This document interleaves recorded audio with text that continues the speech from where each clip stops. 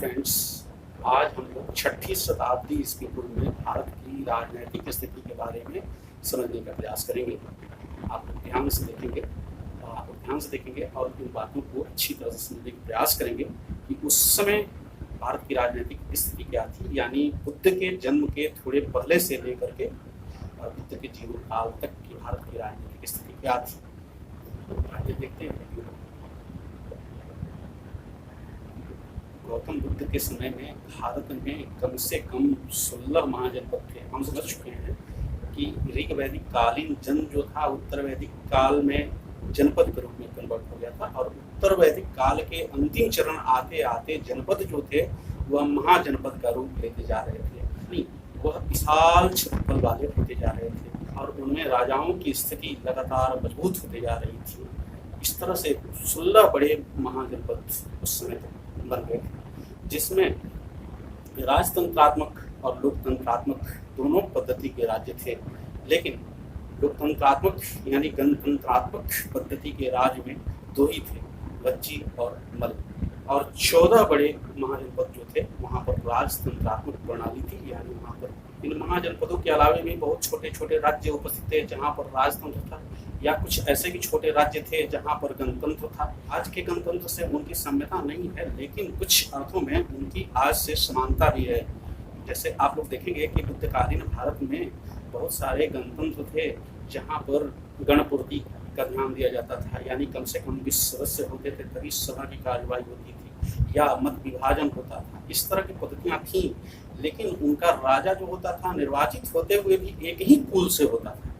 कहने का अर्थ कि राजा के चुनाव में सभी लोग भाग नहीं ले सकते थे, बल्कि कुछ कुलीन तंत्र थे जो उसमें भाग लेते थे। यानी कह सकते हैं कि उस समय का गणतंत्र जो था एक तरह का कुलीन तंत्र था, जहाँ कुछ ही कुलीनों का शासन हुआ करता था, और छोटे छोटे राजतंत्र जो थे वहाँ पर राजा हुआ करते थे, और वह राजा किसी न किसी महाजनपद की अधीनता को स्वीकार करता था या स्वतंत्र स्थिति में भी रहता था।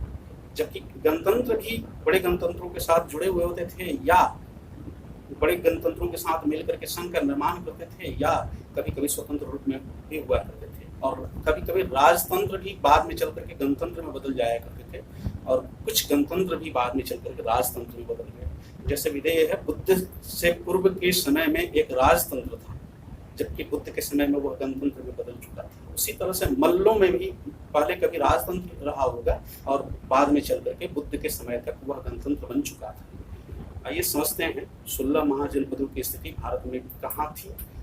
ध्यान रखिएगा, आप लोगों से उस समय के 16 महाजनपदों में से कुछ महत्वपूर्ण महाजनपदों के राज्य क्षेत्र और उनकी राजधानियों के बारे में समझना होता है, क्योंकि उनसे संबंधित प्रतियोगिता परीक्षाओं में प्रश्न पूछे जाते रहते हैं कि फलाना महाजनपद जो था उसका राज्य क्षेत्र आधुनिक भारत में कौन सा था और उसकी राजधानी उस समय कहाँ पर थी।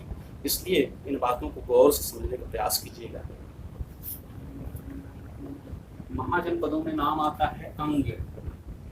अंग जनपद को आप देखना चाहेंगे तो यह बिहार में दिख जाएगा, और इसकी स्थिति ये है। अंग जनपद में बिहार का भागलपुर और मुंगेर का क्षेत्रफल आता था, और इसकी राजधानी जो हुआ करती थी वह चंपा हुआ करती थी। ध्यान रखिएगा कि अंग महाजनपद की राजधानी जो थी वह चंपा में थी, और आधुनिक बिहार का भागलपुर और मुंगेर जिला का अधिकतर हिस्सा अंग महाजनपद में हुआ करता था। अंग जनपद का एक महान राजा ब्रह्मदत्त हुआ करता था, जो कभी मगध के बहुत बड़े क्षेत्रफल को भी जीत करके अंग महाजनपद में मिला लिया था। बाद में चल करके मगध ने अंग को अपने में मिला लिया।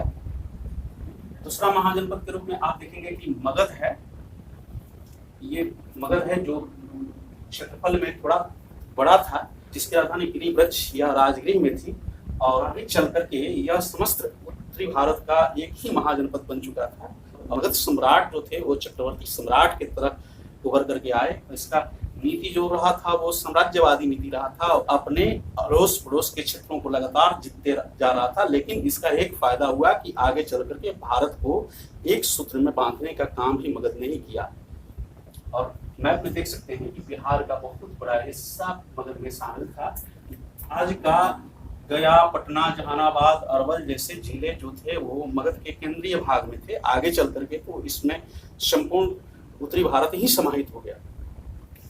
अब तीसरे महाजनपद काशी को देखेंगे। काशी में वाराणसी और आसपास का क्षेत्रफल शामिल था।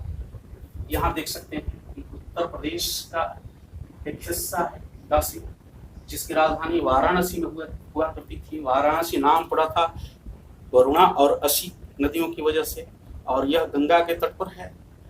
और वाराणसी उस समय का प्रसिद्ध नगर भी हुआ करता था, और उत्तर वैदिक काल में भी यह एक नगर था।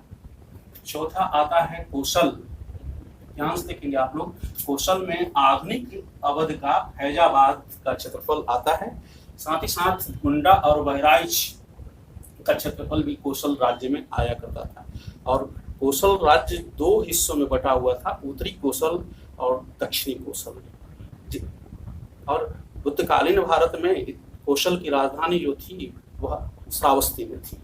वत्स महाजनपद यह आधुनिक उत्तर प्रदेश का इलाहाबाद जनपद है। साथ ही साथ मिर्जापुर का भी कुछ हिस्सा इसमें शामिल था। देख सकते हैं कि वत्स का क्षेत्र ये था। अब वत्स के पड़ोसी राज्यों में से देख सकते हैं कि छेदी था, और छेदी की पहचान जो की गई है बुंदेलखंड एरिया से की गई है कि यह बुंदेलखंड क्षेत्र में गई था। वत्स के पड़ोसी में मगध भी रहते हैं, काशी भी रहते हैं, और पंचाल रहता है, अवंती रहता है। कुरु महाजनपद जो था वह आज का दिल्ली और मेरठ का क्षेत्र लिए हुए था। यहाँ देख सकते हैं कुरु को। फिर सूरसेन महाजनपद था, जिसकी राजधानी मथुरा में थी, और मथुरा और आसपास के क्षेत्र सूरसेन महाजनपद में शामिल थे। पांचाल रेलखंड वाले क्षेत्र में यह पड़ता था, जहां आज का बरेली, पीलीभीत, अलीगढ़ और बुलंदशहर जैसे जिले आते हैं। मत्स्य महाजनपद की स्थिति आज के राजस्थान में थी, जिसमें उदयपुर, भरतपुर, अलवर आदि क्षेत्र आया करते थे। यह पहचान सकते हैं मत्स्य महाजनपद को, जो कि आज का राजस्थान में पड़ता है। अस्मक की पहचान नर्मदा और गोदावरी के मध्य वाले क्षेत्रफल में की गई है। यह गोदावरी के तट पर बसा हुआ एक महाजनपद था, और यही एक महाजनपद था जो उत्तरी भारत को छोड़ करके दक्षिणी भारत में था, जिसमें आंध्र प्रदेश के बहुत बड़ा हिस्सा आया करता था। अवंती, जिसमें मालवा का क्षेत्रफल आया करता था, और आज का उज्जैन उसकी राजधानी थी। अवंती की पहचान ये कर सकते हैं कि मध्य प्रदेश का मालवा का हिस्सा है, जिसकी राजधानी उज्जैन हुआ करती थी, और अवंती का ही राजा बुद्ध के समय में प्रद्युत हुआ करता था, और वत्स का राजा उदयन हुआ करता था। गांधार, जिसकी स्थिति देख सकते हैं, यह आज के पाकिस्तान के रावलपिंडी और अफगानिस्तान के काबुल वाले क्षेत्र में पड़ा। इसका कुछ क्षेत्र जो था वो अफगानिस्तान में पड़ा करता था, जैसे काबुल वगैरह में। कंबोज, जम्मू कश्मीर का कुछ और राजौरी जिला इसमें शामिल था। साथ ही साथ हजारा, जो कि पाकिस्तान में चला गया है, वह भी कंबोज में शामिल हुआ करता था। इन 14 महाजनपदों में जहां पर राजतंत्र हुआ करता था, इनके अलावे 2 ऐसे महाजनपद थे जहां पर गणतंत्र हुआ करता था। वज्जी, इनमें कुल 8 गणतंत्रों का संगठन था, और इसमें उत्तरी बिहार का संपूर्ण क्षेत्रफल, दरभंगा, भागलपुर वगैरह, और नेपाल के तराई वाले कुछ क्षेत्र शामिल हुआ करते थे। वहीं पर मल्ल, इसमें देवरिया, कुशीनगर, बस्ती, गोरखपुर, सिद्धार्थनगर आदि के जिले आते हैं। मल्ल भी 2 हिस्सों में बटे हुए थे, उत्तरी मल्ल और दक्षिणी मल्ल। एक पावा, जिसे आज पडरौना के नाम से जाना जाता है, दूसरा कुशीनारा, जिसे आज कस्या के नाम से जाना जाता है। यह मल्लों की 2 शाखाएं थीं, और बुद्धकालीन भारत में यह 2 गणतंत्र के रूप में थे। इन बातों को आप लोग अच्छी तरह से समझ लीजिए, क्योंकि प्रतियोगिता परीक्षाओं में इनसे प्रश्न पूछे जाते रहते हैं, और मैप के आधार पर इनकी स्थिति को अच्छी तरह से समझने का प्रयास कीजिएगा, ताकि यह आपके दिमाग में बैठ जाए। दक्षिणी भारत में 3 महत्वपूर्ण राज्य थे, चोल, चेर और पांड्य। कृष्णा और कावेरी के बीच वाले क्षेत्रफल में चोलों का राज्य था और सुदूर दक्षिण के क्षेत्रफल में चेर और पांड्यों का राज्य था। कुल मिलाकर के बुद्धकालीन भारत में भारत की राजनीतिक स्थिति यह देखते हैं कि भारत विकेंद्रीकृत था और किसी एक केंद्र का अभाव था और साथ ही साथ ये महाजनपद आपस में भी लड़ते रहते थे। एक महाजनपद की निगाह दूसरे महाजनपद पर रहता था और दूसरे महाजनपद के क्षेत्रों को हड़प लेने की नीति इन महाजनपदों की रही थी और यह संघर्ष लगातार चलते रहा, जिसमें चार ही महत्वपूर्ण महाजनपद बचे और चारों में आपस में संघर्ष चला, जिसमें मगध विजयी रहा और मगध संपूर्ण उत्तरी भारत को एक सूत्र में बांध देने में सफल रहा। आइए देखते हैं इन बातों को। भारत में बुद्धकालीन महाजनपद और उनके राजधानियों से संबंधित प्रश्न भी पूछे जाते रहते हैं, इसलिए इन बातों को ध्यान रखिएगा। अंग महाजनपद की राजधानी चंपा में थी और चंपा की स्थिति आज के बिहार प्रांत के भागलपुर और मुंगेर जिलों में थी। मगध महाजनपद की राजधानी गिरिव्रज या राजगृह में हुआ करती थी। आगे चलकर के इसकी राजधानी पाटलिपुत्रा में हुई। काशी महाजनपद की राजधानी वाराणसी में थी, ध्यान रखिएगा। और कौशल महाजनपद की राजधानी जो थी वह श्रावस्ती में थी, ध्यान रखिएगा। कौशल दो हिस्सों में बटा हुआ था। उत्तरी भाग की राजधानी साकेत में थी, जिसे अयोध्या के नाम से जाना जाता है, और दक्षिणी भाग की राजधानी श्रावस्ती में थी। और बुद्ध के समय में कौशल महाजनपद की राजधानी जो थी वह श्रावस्ती में थी और बुद्ध का अधिकतर प्रवचन जो हुआ था वह श्रावस्ती महानगर में ही हुआ था। वत्स जो इलाहाबाद के क्षेत्र में पड़ता है उसकी राजधानी कौशाम्बी में हुआ करती थी और वत्स का ही प्रसिद्ध राजा था उदयन। चेदी जिसकी राजधानी सुक्तिवती या सुक्तिमती में थी। कुरु जिसकी राजधानी हस्तिनापुर में थी। और समझ सकते हैं कि आज का आधुनिक दिल्ली जो है वह कभी प्राचीन भारत का हस्तिनापुर हुआ करता था और वहां पर कुरु महाजनपद था और कुरु महाजनपद की राजधानी हस्तिनापुर में थी। पांचाल भी दो भागों में बटा हुआ था। उत्तरी पंचाल जिसकी राजधानी अहिच्छत्र में थी और दक्षिणी पांचाल जिसकी राजधानी काम्पिल्य में थी या कंपिल्य में थी, जो कि आज के उत्तर प्रदेश के कन्नौज जिला में पड़ता है और कन्नौज उसका प्रसिद्ध नगर हुआ करता था। मत्स्य महाजनपद यह राजस्थान के अलवर जिले में पड़ता है, जिसकी राजधानी विराट नगर हुआ करती थी। सूरसेन जो उत्तर प्रदेश के वज्रमंडल वाले क्षेत्र में पड़ता है और इसकी राजधानी मथुरा में हुआ करती थी। अश्मक की राजधानी पैठान या पोतन जिसका प्राचीन नाम प्रतिष्ठान था वहां पर हुआ करती थी। और अवंती महाजनपद जो था वह दो भागों में बटा हुआ था। उत्तरी अवंती की राजधानी उज्जैन में थी और दक्षिणी अवंती की राजधानी माहिष्मती में थी। और ध्यान रखिएगा अवंती का राजा प्रद्योत काफी प्रसिद्ध हुआ था। गांधार महाजनपद की राजधानी तक्षशिला में थी या उसे पुष्कलावती भी बोला जाता है। और आप लोगों को तो मालूम होगा कि तक्षशिला में प्राचीन भारत का एक महान विश्वविद्यालय हुआ करता था, जहाँ चाणक्य कवि पढ़ते भी थे और पढ़ाते भी थे, यानी वहाँ के आचार्य थे। और तक्षशिला में विदेशों से भी छात्र पढ़ने आया करते थे और तक्षशिला का विश्वविद्यालय प्राचीन भारत में काफी फेमस विश्वविद्यालय हुआ करता था। और आज तक्षशिला पाकिस्तान में चला गया है। गांधार में पाकिस्तान और अफगानिस्तान के कुछ हिस्से शामिल थे। कम्बोज की राजधानी हाटक में थी। वहीं पर वज्जी एक गणतंत्रात्मक संघ था जिसमें 8 संघों का एक महासंगठन था और इसकी राजधानी वैशाली में थी, जिसकी पहचान मुजफ्फरपुर जिले में बसाड़ से की गई। मल्लों की 2 शाखाएं थी, एक पावा के मल जिसकी पहचान उत्तर प्रदेश में पडरौना से की गई है और दूसरा कुशीनारा के मल जिनकी पहचान उत्तर प्रदेश के कसिया से की गई है। इस तरह से इन 16 महाजनपदों के अलावे भी बहुत छोटे छोटे राजतंत्र हुआ करते थे और बुद्ध के समय में कम से कम 10 गणतंत्र तो फेमस हो चुके थे। प्रतियोगिता परीक्षाओं के लिहाज से उन गणतंत्रों के नाम को याद रखना तो कोई जरूरी नहीं है, लेकिन उस समय के राजनीतिक स्थिति के कॉन्सेप्ट को क्लियर करने के लिए हम लोग उन गणतंत्रों के नाम को देखेंगे और समझेंगे कि उस समय की राजनीतिक स्थिति कैसी थी। महात्मा बुद्ध के समय में कम से कम 10 गणतंत्र जो थे वह काफी महत्वपूर्ण थे।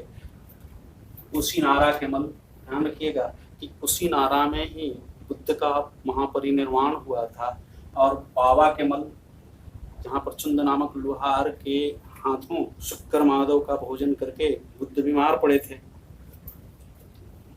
कपिल वस्तु के शक्य, जिस कुल में महात्मा बुद्ध का जन्म हुआ था, वह कपिल वस्तु जो कि नेपाल की तराई में था।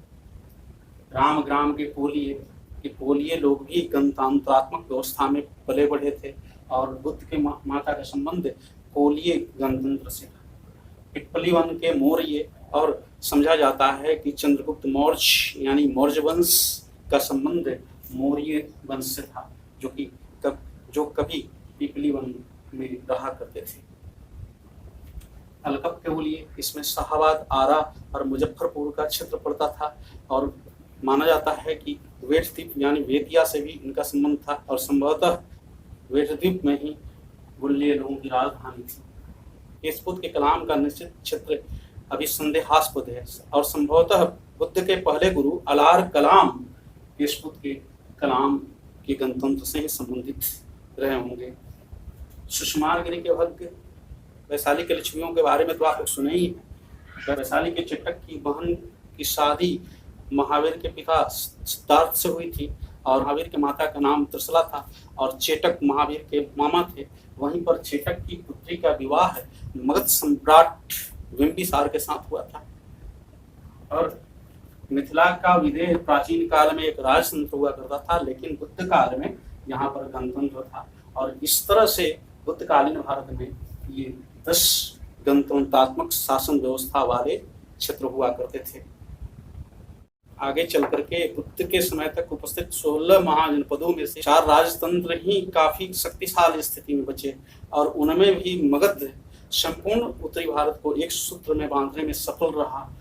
कौशल, जिसकी राजधानी श्रावस्ती में थी और बुद्ध के समय में यहाँ का राजा प्रसेनजित हुआ करते थे। कौशल और काशी के राज्य में काफी संघर्ष चला करता था। काशी ने कभी कौशल को जीत रखा था, लेकिन वह जीत अंतिम नहीं थी। कौशल के राजा कंस ने काशी को अपने में मिला लिया था और कंस के ही पुत्र महाकौशल थे। महाकौशल के समय तक काशी जो था वह कौशल साम्राज्य का एक अंग हुआ करता था। कौशल का संघर्ष कभी मगध के साथ भी चला करता था। मगध भी साम्राज्यवादी नीति का पालन किया करता था। यह चाहता था कि दूसरे राज्यों को हम मिला करके और मगध को एक बड़ा राज्य के रूप में बदल दें। वहीं पर वत्स और अवंती, यह 2 पड़ोसी राजतंत्र जो थे वह आपस में लड़ा करते थे। इन दोनों राजतंत्रों का आपस में संघर्ष था। वत्सराज उदयन हाथियों का शिकार करते करते अवंती राज्य के क्षेत्र में चला गया। हाँ, अवंती राज्य के सैनिकों ने उदयन को गिरफ्तार कर लिया और कारागार में डाल दिया गया, जहां उदयन का प्रेम अवंती राज प्रद्योत की बेटी वासोदत्ता से हो गया और वह प्रेम कहानी काफी आगे बढ़ी। इसी प्रेम कहानी पर आधारित है भास का उपन्यास स्वप्न वासोदत्ता। बाद में चल करके प्रद्योत और उदयन में सुलह हुआ और शादी करने की इजाजत मिल गई। इस तरह से वत्स और अवंती का संबंध मैत्रीपूर्ण हो गया। इन चारों में मगध आगे चल करके काफी आगे निकल गया। मगध के आगे निकलने की कुछ भौगोलिक परिस्थितियां भी थी। यहाँ की जलवायु और स्थलीय प्रतिकृति ऐसी थी। मगध जो था वो सारे महाजनपदों पर हावी रहा और आगे चल करके यह पूर्ण उत्तरी भारत को एक सूत्र में बांध दिया। मगध के आगे बढ़ने या इसके उत्कर्ष भौगोलिक कारण क्या था? तो मगध जो था वह गंगा के उपजाऊ भूमि वाले मैदान में पड़ा करता था। उस समय मगध वाले क्षेत्रफल में अच्छी खासी बरसात हुआ करती थी और उपजाऊ भूमि होने की वजह से कृषि के विकास की संभावना अधिक थी। साथ ही साथ आसपास के क्षेत्रों में लोहे का पर्याप्त भंडार था। हम लोग समझ चुके हैं कि आर्यों ने लोहे का उपयोग करना सीख लिया था, जिसमें 8वीं शताब्दी से ईस्वी पूर्व से लोहे का पर्याप्त रूप से उपयोग होने लगा था। लोहे पर आधारित काफी उपकरण बनने लगे, जिनमें बहुत सारे कृषि उपकरण भी बने। कृषि और तकनीक का विकास हुआ, जिसमें मगध में कृषि उन्नत हुई और उसमें अतिरिक्त उत्पादन होने लगा। आगे चल करके यह गंगा वाले क्षेत्र को जीत लिया, जिससे इसकी व्यापारिक स्थिति काफी संतुलित हो गई। साथ ही साथ इसने अंग को भी जीता, जिससे इसकी स्थिति पूर्वी समुद्र के व्यापारिक केंद्रों तक पहुंच गई। मगध की राजधानी गिरिव्रज में थी, जो कि 5 पहाड़ियों से घिरा हुआ एक सुंदर नगर था, और उसकी पत्थरों से चार दीवारी कर देने की वजह से गिरिव्रज की स्थिति काफी मजबूत हो चुकी थी। आगे चल करके इस राजाओं ने पाटलिपुत्रा को अपनी राजधानी बनाया, जो कि सामरिक लिहाज से बहुत महत्वपूर्ण थी। मगध में कभी बृहद्रथ का शासन हुआ करता था, जिसके बेटा जरासंध भी राजा बने थे, और ऐतिहासिक काल में बृहद्रथों को हरा करके बिंबिसार राजा बने।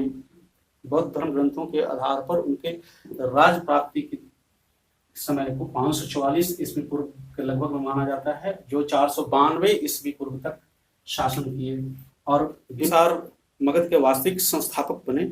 आगे चल करके अजातशत्रु के समय में मगध का क्षेत्रफल तो काफी बढ़ गया था। बिंबिसार एक मजबूत शासक हुआ करते थे, और उनकी राजनीतिक दूरदर्शिता ने मगध के क्षेत्र को विस्तारित करने में काफी सहयोग किया।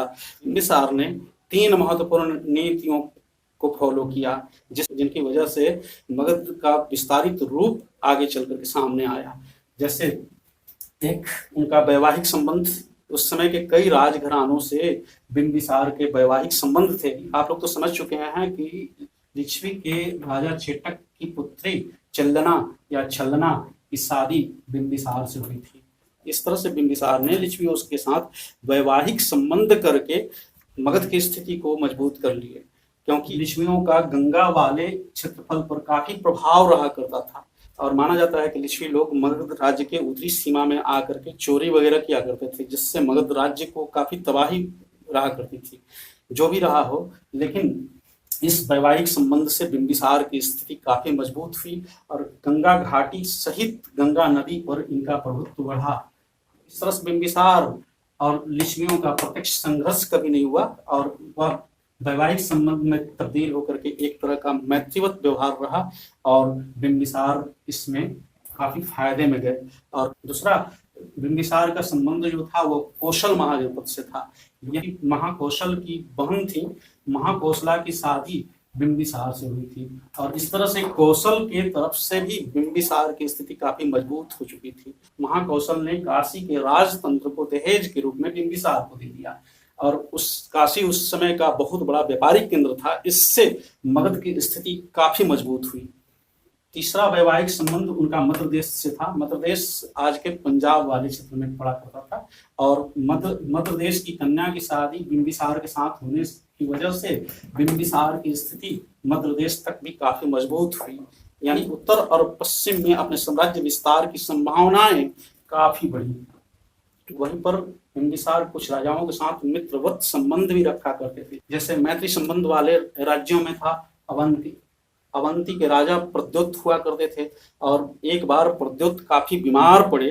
मगध के सम्राट बिंबिसार ने अपने राज्य वैद्य जीवक को उनके इलाज हेतु भेजा, और जीवक राजा प्रद्योत का इलाज करके उन्हें ठीक करने में, स्वस्थ करने में सफल हो गए। बिंबिसार का मैत्री संबंध सिंध के साथ भी था, जिससे उनकी स्थिति उत्तर पश्चिम में काफी मजबूत हो गई। बिंबिसार का संबंध गांधार के साथ भी था, जिससे उनकी स्थिति और मजबूत हुई। यानी कह सकते हैं कि मित्रवत संबंध रखने की वजह से कभी साम्राज्य के विस्तार की जरूरत पड़ती थी तो ये राजा बिंबिसार के खिलाफ नहीं जा सकते थे। कह सकते हैं कि बिंबिसार को बुद्ध के शांति मार्ग से भी फायदा हुआ। जनता में अपनी स्थिति को मजबूत करने में बिंबिसार इस नीति का फॉलो करके काफी सफल रहे होंगे। बिंबिसार के बाद उनके पुत्र अजातशत्रु राजा बने, और बौद्ध धर्म ग्रंथों के आधार पर उनकी तिथि को लगभग 492 ईस्वी पूर्व से 460 ईस्वी पूर्व तक का माना जाता है। अजातशत्रु को कुनिक के उपनाम से भी जाना जाता था। अजातशत्रु ने भी अपने पिता की नीतियों को त्यागा नहीं, लगभग पिता की नीतियों को ही उन्होंने अपनाया। इन्होंने भी वैवाहिक संबंध करके अपनी स्थिति को मजबूत की। साथ ही साथ कुछ राजाओं के साथ इन्होंने मैत्रीवत संबंध को जारी रखा। यह बौद्ध धर्म के प्रचार प्रसार से भी जुड़े रहे। साथ ही साथ जैन धर्म के साथ भी इनका संबंध काफी अच्छा रहा। इनके पिता बिंबिसार के समय में लिच्छवियों की शक्ति काफी बढ़ी चढ़ी थी। इनके समय में भी लिच्छवी काफी बढ़ी चढ़ी स्थिति में थे, लेकिन इनके पिता के समय में लिच्छवियों के साथ संबंध जो था वो वैवाहिक संबंध था। साथ ही साथ वैवाहिक संबंध होने के साथ ही साथ मैत्रीवत संबंध भी हो गया था, लेकिन अजातशत्रु के समय तक आते आते वह संबंध जो था वो संघर्ष में बदल चुका था। और बौद्ध कहानियों के आधार पर माना जाता है कि लिच्छवी राज शेटक की पुत्री से उत्पन्न दो राजकुमार हल और वेहल को बिंबिसार हीरे जवाहरात से बने हुए हार को उपहार स्वरूप दिया था, और अजातशत्रु जब राजा बने तो उस हार की यह मांग करने लगे, जिससे इनके सौतेले भाई भाग करके अपने नाना चेटक के घर में चले गए, और वह एक संघर्ष का कारण था। लेकिन इस कहानी पर विश्वास नहीं किया जा सकता है। वास्तविक स्थिति यह थी कि अजातशत्रु अपने सीमा का विस्तार चाहते थे और गंगा नदी पर यह पूर्ण नियंत्रण चाहते थे। इसकी वजह से इनके पड़ोसी राज्य लिच्छवियों के साथ संघर्ष होना तो अवश्यंभावी था। इनके पिता के समय में अंगराज ब्रह्मदत्त ने मगध के कुछ क्षेत्रों को जीत लिया था, इसलिए अजातशत्रु का स्वाभाविक रूप से शत्रु जो था वह अंग का राज्य था, जिसकी वजह से अजातशत्रु ने अंग पर आक्रमण किया और अंग को पूरी तरह से मगध महाजनपद में मिला लिया, जिससे इनकी सीमाएं बढ़ करके पूर्वी समुद्र तक पहुंच गई और मगध का विस्तार व्यापारिक केंद्रों तक हो गया, जिससे वैदेशिक व्यापारिक संबंध उन्नत हुए। लिच्छवियों का काशी, कौशल और मल्लों के साथ मिलकर के एक संघ था, और अजातशत्रु से युद्ध की स्थिति में वे लोग लिच्छवियों के साथ थे। साथ ही साथ इनका संघर्ष कौशल महाजनपद से भी हुआ। इनके पिता के समय में कौशल का संबंध जो था वो मैत्रीवत था और काशी दहेज में मिल चुका था। माना जाता है कि अजातशत्रु के व्यवहार को देखते हुए महाकौशल ने काशी राज्य को कौशल में मिला लिया था, जिसकी वजह से अजातशत्रु काफी गुस्से में थे। अजातशत्रु काशी को पुनः प्राप्त करने के लिए कौशल से संघर्ष करने में भी नहीं चुके, क्योंकि काशी का राज्य उस समय के लिए काफी अहम था। वह प्रसिद्ध व्यापारिक केंद्र हुआ करता था और उसकी सामरिक स्थिति काफी मजबूत थी, इसलिए अजातशत्रु का संघर्ष कौशल के साथ हुआ और उस संघर्ष में अंततः कह सकते हैं कि अजातशत्रु जीते। महाकौशल की पुत्री वाजिरा का हाथ अजातशत्रु को मिला, यानी वाजिरा का विवाह अजातशत्रु के साथ हुआ। इस तरह से एक तरह का वैवाहिक संबंध होने की वजह से मैत्रीवत संबंध भी हो गया कौशल के साथ, और अब कौशल लिच्छवियों का सहयोग नहीं कर सकता था। लिच्छवी 8 गणों का तो संगठन था ही, और लिच्छवियों की स्थिति काफी मजबूत थी, लेकिन उनकी अपनी कोई सेना नहीं थी, या मगध के जैसा वहां पर कृषि राजस्व की प्राप्ति नहीं होती थी। फिर भी संगठन होने की वजह से वो काफी मजबूत स्थिति में हुआ करते थे। लेकिन माना जाता है कि बुद्ध ने सलाह दिया कि इनके संगठन में विभेद पैदा किया जाए। विभेद पैदा किए बिना लिच्छवियों को हराना मुश्किल है, इसलिए लिच्छवियों में भेद पैदा करने के लिए अजातशत्रु ने अपने मंत्री वत्स्यकार को वहां पर भेजा, जो कि अंततः सफल रहे। और अजातशत्रु के समय में मगध के पास 2 ऐसे बड़े हथियार थे जिनके दम पर लिच्छवियों पर फतह पाना संभव हुआ। एक शिलाकंटक और रथ मूसल। महाशिलाकंटक आज के प्रक्षेपास्त्रों की तरह था, वह जो पत्थर के बड़े बड़े शिलाओं को विरोधी सेना पर फेंक सकते थे और सेना में इस तरह से भगदड़ मच जाया करती थी। दूसरा हथियार था रथ मूसल, जो आधुनिक टैंकों की तरह का रहा होगा, जिसमें सारथी के बैठने की जगह होती थी और चारों तरफ से दुधारी तलवार जैसे हथियार लगे हुए होते थे, जो विरोधी सेना के सैनिकों को भारी संख्या में कत्ल कर सकते थे और इस तरह से विरोधी सेना में भगदड़ मच जाया करती थी। तो रथमूसल और महाशिलाकंटक जैसे हथियारों के दम पर ये अजातशत्रु लिच्छवियों पर भारी पड़ते थे। साथ ही साथ लिच्छवियों में आगे चल करके फूट पड़ गया और लिच्छवियों की अंततः हार हुई और लिच्छवी मगध साम्राज्य के अंग बन गए। और अजातशत्रु के समय में ही काशी पूर्ण रूप से मगध में मिला लिया गया। भाष्य के अनुसार अजातशत्रु की पुत्री की शादी वत्सराज उदयन के साथ हुई थी। इस तरह से वत्सराज के साथ भी इनका संबंध मैत्रीवत रहा होगा, जिससे साम्राज्य विस्तार में अजातशत्रु को काफी सहूलियत मिलती होगी। अपने पिता अजातशत्रु को कारागार में डाल करके उदयन या उदयभद्र मगध के सम्राट बने और इनकी राज्यावधि को लगभग 460 ईस्वी पूर्व से 444 ईस्वी पूर्व माना जाता है। इनके पिता अजातशत्रु की मौत कैद में ही हो गई। अजातशत्रु लिच्छवियों पर निगाह रखने के लिए और गंगा के व्यापार को अनुकूल बनाए रखने के लिए गंगा और सोन के संगम पर एक किले का निर्माण कराए थे, जो कि आज के पटना के पास था और उस समय उसका नाम पाटलिग्राम हुआ करता था। और उदयन के समय तक लिच्छवी गणराज्य मगध साम्राज्य का हिस्सा हो चुका था और गंगा पर पूर्ण नियंत्रण हो चुका था। और साथ ही साथ अंग महाजनपद भी मगध महाजनपद का एक हिस्सा बन चुका, जिसकी वजह से मगध की सीमाएं पूर्वी समुद्र तक जा लगी थी। तो इस तरह से राजधानी परिवर्तन की आवश्यकता महसूस हुई। तो उदयन अपनी राजधानी को पाटलिपुत्रा में बसाते हैं, जहाँ पर इनके पिता के द्वारा बनाया हुआ किला था, और किला के आसपास के क्षेत्रों में नगर का विस्तार हुआ। और इस तरह से मगध की राजधानी राजगृह से पाटलिपुत्रा में आ गई। और उदयन जैन मत से काफी प्रभावित थे, इस वजह से बौद्ध धर्म ग्रंथों में उदयन की काफी निंदा की गई है। उदयन के 3 पुत्र थे, जिनमें नागदशक काफी प्रसिद्ध हुए, और नागदशक से ही सत्ता हाथ से फिसली और नागवंश के हाथ में मगध की सत्ता आ गई और शिशुनाग मगध का राजा बना। नागदशक जनता में अलोकप्रिय हो चुका था, जिसकी वजह से जनता सत्ता को छीन करके और उसके सेनापति शिशुनाग को सौंप दी। और शिशुनाग इस तरह से लगभग ईस्वी पूर्व में राजा बना, और इसने द्वितीय राजधानी को वैशाली बनाया, और वैशाली आगे चल करके पूर्ण राजधानी बन गई। पुराणों के अनुसार शिशुनाग ने अवंती को मगध साम्राज्य में मिला लिया। शिशुनाग वत्स और कौशल को भी मगध साम्राज्य में मिलाने में सफल रहा। इस तरह से अवंती, वत्स और कौशल मगध साम्राज्य के हिस्सा हो गए, और ये तीनों मगध साम्राज्य में ही विलीन हो गए। शिशुनाग का उत्तराधिकारी कालाशोक होते हैं, और कालाशोक के समय में ही बौद्धों की द्वितीय महासंगीति वैशाली में आयोजित की गई थी, जिसमें बौद्ध संघ में फूट पड़ गई थी, और वह 2 संगठनों में बदल गया था, स्थविर और महासंगीत में। आगे चल करके कालाशोक अपनी राजधानी को पुनः पाटलिपुत्रा में लाए, और माना जाता है कि राजधानी के समीप में घूमते हुए इनकी हत्या हो गई थी, और वह हत्या लगभग 366 ईस्वी पूर्व में हुई थी। इसके बाद इनके वंश का शासन चलता है, जो लगभग 344 ईस्वी पूर्व में समाप्त हो जाता है।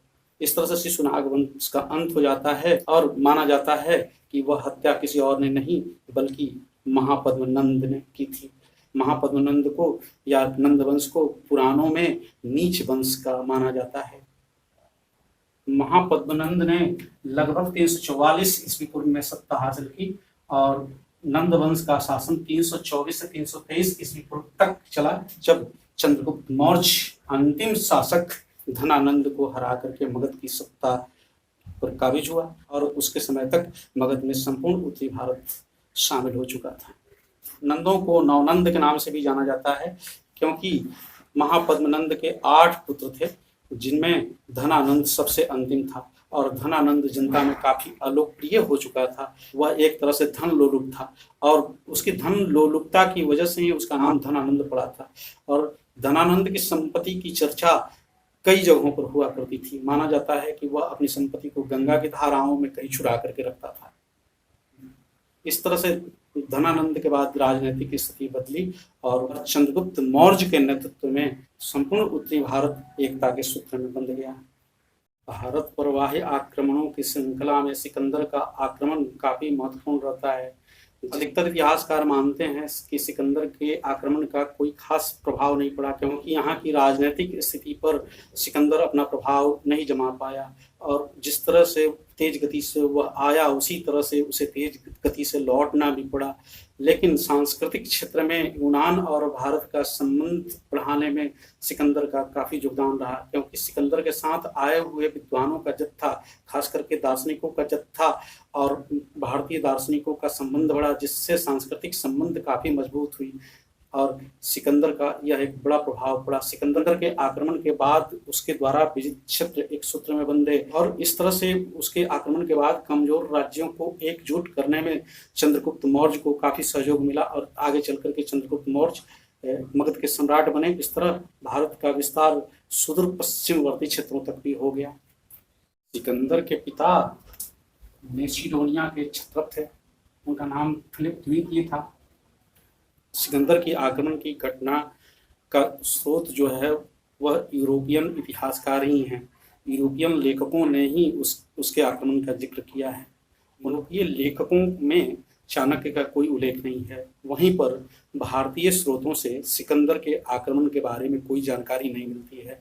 इसलिए सिकंदर के आक्रमण प्रभाव प्रामाणिकता के साथ नहीं बोला जा सकता है। 326 ईस्वी पूर्व में सिकंदर की सेना खैबर दर्रे को पार करते हुए भारत में प्रवेश की। उन्हें खैबर दर्रे में भी काफी कठिनाइयों को झेलना पड़ा था और सिकंदर की सेना 2 जत्थों में भारत में आई। कह सकते हैं कि एक जत्थे का नेतृत्व सिकंदर खुद कर रहा था, जो कि पश्चिमोत्तर भारत पर विजय प्राप्त करना चाह रहा था, और दूसरा जत्था दूसरे रास्ते से होकर के, और दूसरे जत्थे का नेतृत्व उसके सेनापति कर रहे थे। हिंदू कुश के राजा शशिगुप्त ने सिकंदर की अधीनता स्वीकार कर ली थी।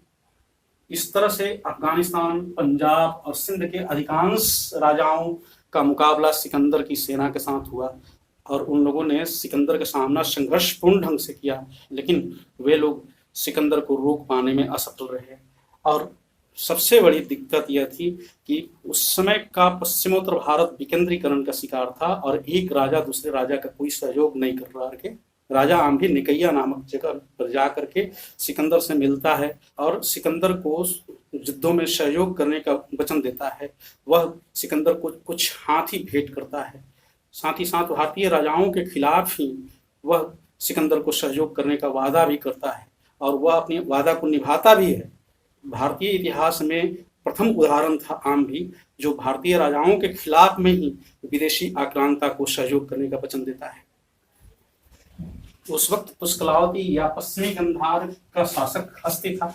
हस्ती भी लगभग 30 दिनों तक संघर्षपूर्ण ढंग से लड़ते हुए वीर गति को प्राप्त हुए और वहीं पर मसागा के 80 कनोई राजा वीरगति को प्राप्त हुए और उनके वीरगति के प्राप्त होने के बाद महारानी युद्ध का नेतृत्व की और वहां पर बहुत सारे युद्धबंदी बनाए जाते हैं और सिकंदर ने भाड़े के सैनिकों को जीवन दान देने का वादा कर दिया था, लेकिन वादा खिलाफी करते हुए उसने पूरी युद्धबंदियों की हत्या करवा दी, जिसकी निंदा यूनानी लेखकों ने भी की है। सिकंदर 326 ईस्वी पूर्व में भारत में प्रवेश किया था।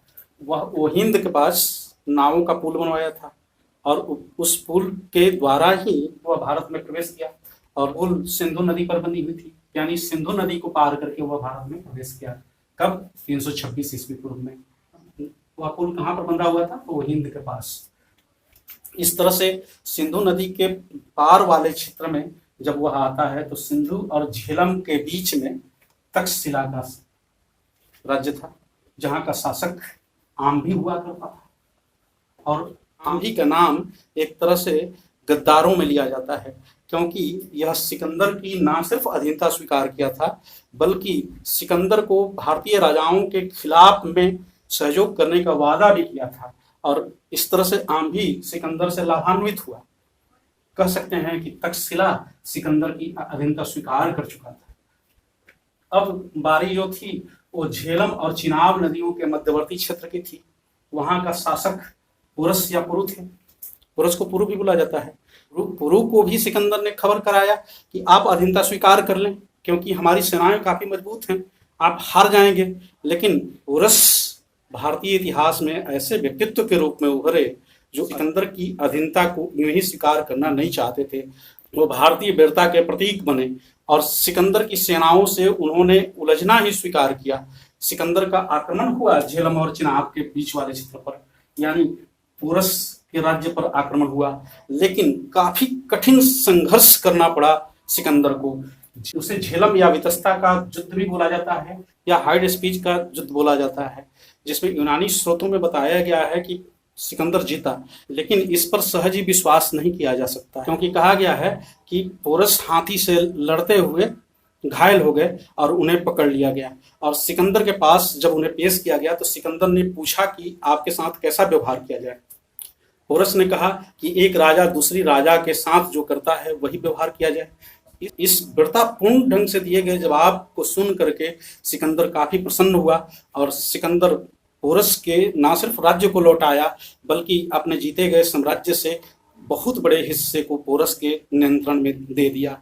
लेकिन लगता है कि पोरस हारे नहीं थे। पोरस और सिकंदर में कौन हारा कौन जीता इसका निर्णय नहीं हो पाया था, क्योंकि वही सिकंदर मसागा में युद्धबंदियों को मरवाता है निर्दयतापूर्ण ढंग से और यहाँ पर उसका व्यवहार बदला हुआ नहीं होगा।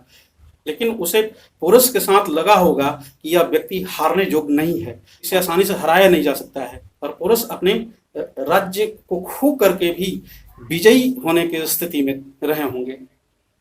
पोरस की वीरता भारतीय इतिहास में अनुपम स्थान रखता है। सिकंदर व्यास नदी की ओर बढ़ता है, जहां पर कट सैनिकों के साथ उसका सामना होता है। लगभग 17,000 कट सैनिक मारे जाते हैं, लेकिन कटों ने सिकंदर का वीरतापूर्ण ढंग से सामना किया। सिकंदर की सेना व्यास नदी की तरफ बढ़ी, लेकिन व्यास नदी को पार करने का वे लोग साहस नहीं कर पाए, और सिकंदर की सेना में एक तरह से विद्रोह हो गया, और सिकंदर की कोई नहीं चली। सिकंदर लाख समझाते रह गया अपने सैनिकों को कि आगे बढ़ना है, हमें संपूर्ण भारत को जीतना है, लेकिन उसकी सेना इनकार कर चुकी थी। सेना में एक तरह से विद्रोह हो गया और सिकंदर वापस लौटने का निर्णय ले लिया। झेलम के युद्ध के बाद सिकंदर यूनानी देवताओं की पूजा करते हुए 2 नगरों की स्थापना की घोषणा करता है। एक युद्ध क्षेत्र में ही निकैया नाम से नगर को बसाता है, वहीं दूसरे किनारे पर अपने प्रिय घोड़ा बहुकेफला के नाम पर एक नगर बसाता है, जिसका नाम बहुकेफला पड़ा। सिकंदर की सेना व्यास नदी को आगे बढ़ने से मना कर चुकी थी। इसकी वजह यूनानी लेखकों ने गिनाया है कि उसकी सेना थक चुकी थी। सही भी हो सकता है कि उसकी सेना लगातार अभियानों में व्यस्त थी, तो जाहिर तौर पर सैनिक काफी थके हुए होंगे। लेकिन एक दूसरा सच भी है कि पोरस की सेना और तमाम सेनाओं से लड़ते उनकी सैनिकों को लगा था कि अब हम लोग वापस जाने वाले नहीं हैं, तो सेना की नौकरी किस काम का कि वापस जाकर के हम अपने परिवार से ही नहीं मिल सके। दूसरा कारण यह था कि व्यास नदी के पार मगध का क्षेत्र पड़ता था, जहां नंद वंश का शासन था। उस वक्त धनानंद का शासन चल रहा था। धनानंद के बारे में उसके सैनिक काफी कुछ सुन चुके थे, और जैसे विशाल साम्राज्य में प्रवेश करके सैनिक जीतेंगे या हारेंगे यह तो पता नहीं था, लेकिन निश्चित तौर पर उन्हें लगा था कि हम लोग कभी अब यूनान की ओर वापस नहीं लौट सकते हैं, क्योंकि मगध की ताकत इतनी ज्यादा है कि वहां उसे जीतना और जीत करके शासन स्थापित करना असंभव कार्य जैसा लग रहा है। इसलिए सिकंदर की सेना के अंदर में विद्रोह हुआ और सैनिक व्यास नदी को पार करने से इनकार कर दिए। तब सिकंदर वापस लौटने का निर्णय लेता है। वापसी के दौरान में झेलम और चिनाब नदियों के संगम के पास उसके युद्ध मालव और क्षुद्रक जनसंघों के साथ होती है। उन लोगों ने सिकंदर का कड़ा प्रतिरोध किया। ऐसा नहीं है कि आसानी से सिकंदर लौट जाने वाला था। जो भी राज्य क्षेत्र में पड़ रहे थे वो संघर्ष कर रहे थे, सभी के सभी आंधी जैसे नहीं थे।